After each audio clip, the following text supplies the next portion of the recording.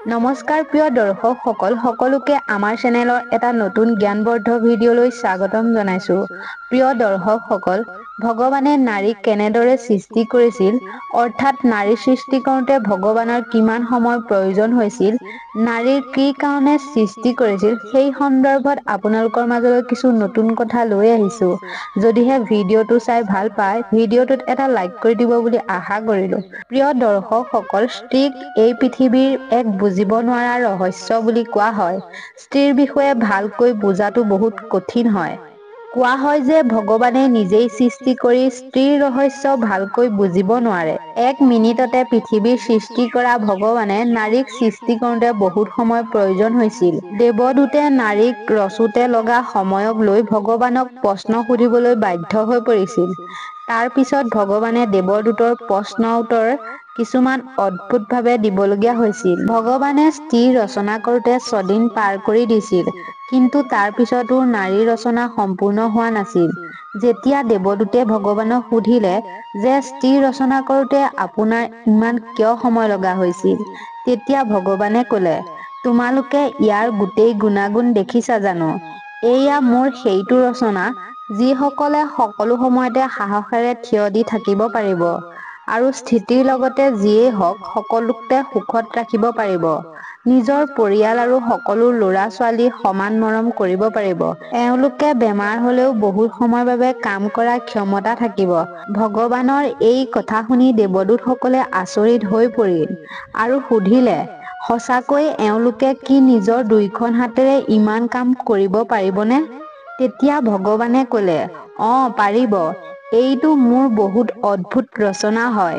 তাৰ পাছত দেৱদূতসকলে ভগৱানৰ ওচৰলৈ গৈ ভগৱানৰ ৰচনাক হাত লগালে আৰু ক'লে, হে প্ৰভু, এয়াচোন বহুত কোমল হয়। উত্তৰত ভগৱানে হাঁহি মাৰি ক'লে, বাহিৰত এয়া কোমল হ'লেও ভিতৰি বহুত মজবুত হয়, অৰ্থাৎ এয়া কোমল হ'লেও কিন্তু দুৰ্বল নহয়।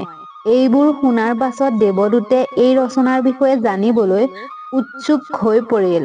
দেৱদূতে ভগৱানক সুধিলে, এওঁলোকৰ ভাবিব পৰা শক্তি থাকিবনে? তেতিয়া ভগৱানে ক'লে, এওঁলোকৰ অকল ভবাই নহয়, সকলো সমস্যা সমাধানো কৰিব পাৰিব, সমস্যাৰ সন্মুখীন হ'ব পাৰিব। যেতিয়া দেৱদূতে ভগৱানৰ ৰচনাৰ গালত হাত লগা চাইছিল, তেতিয়া কিবা পানী পানী যেন পাইছিল।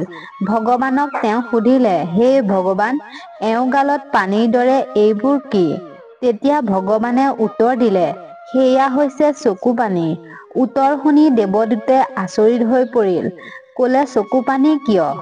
তাৰ উত্তৰত ভগৱানে ক'লে, যেতিয়া এওঁলোক দুৰ্বল হ'বলৈ ধৰিব, তেতিয়া এওঁলোকে নিজৰ সকলো দুখ কষ্ট চকুপানীৰ সহায়ত বুৱাই দিব। তাৰ পাছত আকৌ পুনৰ মজবুত হৈ পৰিব। নিজৰ দুখবোৰ পাহৰিবলৈ এইটো সকলোতকৈ ভাল ৰাস্তা হৈ পৰিব। লগতে ভগৱানে ক'লে, এইটোৰ ইহঁতৰ শক্তিও হৈ পৰিব। দেৱদূতে এইবোৰ শুনি উত্তৰ দিলে, ভগৱান আপুনি মহান। এই ৰচনাক আপুনি বহুত ভাবি চিন্তি বনাইছে। তেতিয়া ভগৱানে ক'লে, এই নাৰীৰূপী ৰচনা সদায় নিজৰ পৰিয়ালৰ সাহস হৈ পৰিব আৰু সকলো পৰিস্থিতিতে নিশ্চিত থাকিব আৰু বুজাবুজি কৰিব পাৰিব। তেতিয়া দেৱদূতে ভগৱানক সুধিলে, এনেকুৱা লাগিছে যেন ইতিমধ্যে এই ৰচনা সম্পূৰ্ণ হৈছে। তাৰ পাছত ভগৱানে ক'লে, নাই, এতিয়াও ইয়াত এটা বস্তু কম হৈ আছে। সেইটো এইটো যে এওঁলোকে নিজৰেই মহত্ব পাহৰি যাব যে এওঁলোক কিমান মহত্বপূৰ্ণ। প্ৰিয় দৰ্শকসকল, ভগৱানে নাৰী সৃষ্টি কৰোঁতে কিমান দিন আৰু কিয় সৃষ্টি কৰিবলগীয়া হৈছিল, এই সকলোবিলাক কথা জানি আপোনালোকে ভাল পালে। যদিহে এই ভিডিঅ'টো চাই ভাল পালে, তেন্তে ভিডিঅ'টোত এটা লাইক কৰি দিব বুলি আশা কৰিলো। ধন্যবাদ।